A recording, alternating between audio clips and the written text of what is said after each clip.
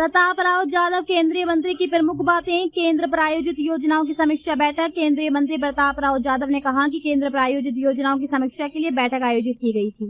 In योजनाओं के तहत केंद्र सरकार राज्यों को वित्तीय सहायता प्रदान करती है। योजनाओं का लाभ अधिक से अधिक लोगों तक पहुंचाने का प्रयास किया जाता है।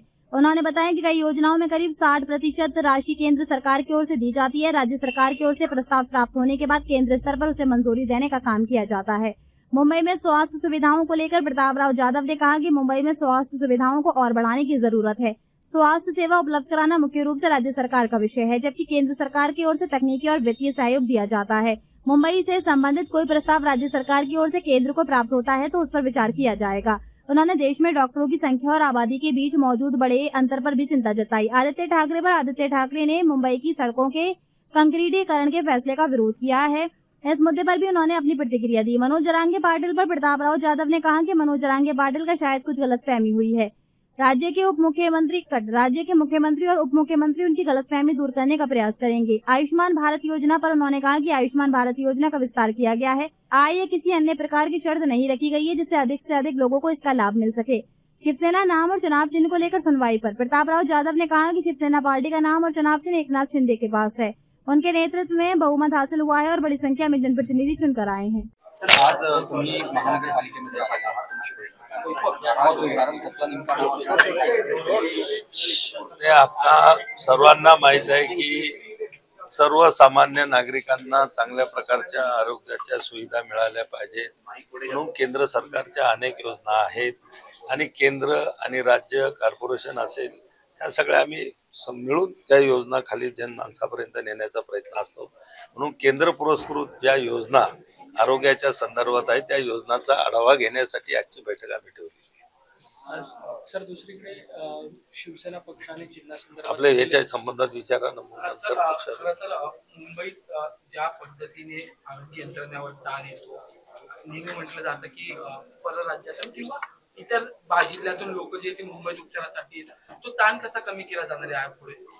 नाही, हे बघा, जवळपास केंद्र सरकारचं जे मुख्य भूमिका जी असते सुविधेच्या बाबतीमध्ये की राज्यांना फायनान्शियल सपोर्ट आणि टेक्निकल सपोर्ट हा आम्ही केंद्र सरकारकडून राज्याकडून जसे प्रस्ताव येतात त्यांना निधी देण्याचं काम केंद्र सरकार करतं। अनेक अशा आरोग्याच्या योजना आहेत की ज्याच्यामध्ये 60% रक्कम आमची असते, 60% वाटा आमचा असतो, 40% राज्यांचा असतो आणि ह्या योजना सर्व दूरपर्यंत सर्व जिल्ह्यापर्यंत सुद्धा देण्याचं केलं असेल। आपण पाहिलं असेल की मागच्या बजेटमध्ये 200 जिल्ह्यामध्ये देशामधल्या आपल्या 200 जिल्ह्यामध्ये डे केअर सेंटर कॅन्सरच्यासाठी किंवा जे मोठमोठे दुर्धर आजार आहेत यांच्यासाठी टर्सरी हॉस्पिटल असेल त्याला PM अभिमच्या माध्यमातून आम्ही मोठ्या प्रमाणामध्ये मदत करतो। मागच्या काळामध्ये 15 वित्त आयोगातूनही मोठ्या प्रमाणामध्ये मदत झाली आणि या आता 16 वित्त आयोगातून सुद्धा आम्ही त्याचे प्रस्ताव बोलावलेले आहेत, त्यांना सुद्धा आम्ही मदत करतो आणि राज्याकडून जसे प्रस्ताव येतात त्यांना मंजुरी देण्याचं काम करतो। मुंबई निश्चितच याच्यावर आरोग्याच्या दृष्टिकोनातून खूप मोठा ताण आहे। इथे फक्त राज्यातलेच पेशंट येत नाही तर राज्याच्या बाहेरचे किंबहुना काही हॉस्पिटलला देशाच्या बाहेरचे सुद्धा उपचारासाठी लोक आपल्या मुंबईमध्ये येत असतात आणि म्हणून मुंबईमध्ये आरोग्य सुविधा वाढवण्याची आवश्यकता आहे।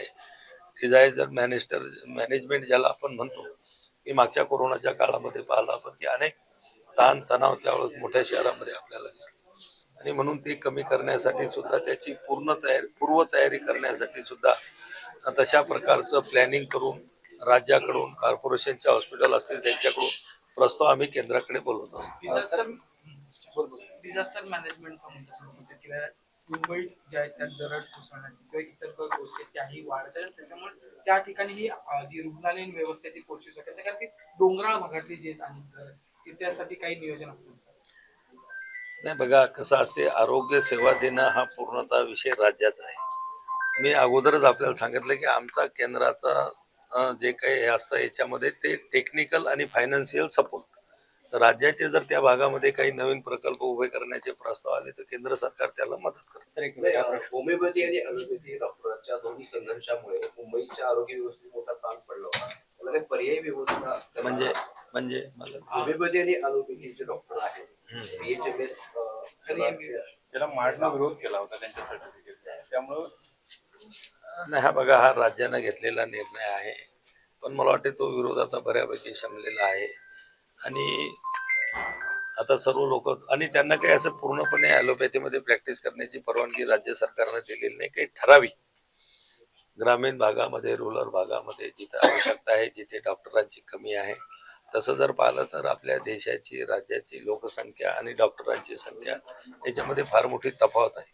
म्हणूनच आपले पंतप्रधानांनी मागच्या वर्षीच्याच याच्यामध्ये 15 ऑगस्टच्या भाषणामध्ये त्यांनी घोषणा केली होती की आम्ही 75,000 डॉक्टरांच्या सीट आपण संपूर्ण देशामध्ये वाढवू. PGच्या सीट सुद्धा मोठ्या प्रमाणामध्ये वाढवलेल्या आहेत. अजूनही आमच्या देशाला खूप मोठ्या डॉक्टरांची आवश्यकता आहे की ज्याच्यामुळं लोकांना सहजपणानं आरोग्य सेवा त्यांना उपलब्ध करून देता येईल. सर एक वेगळा प्रश्न आहे. आज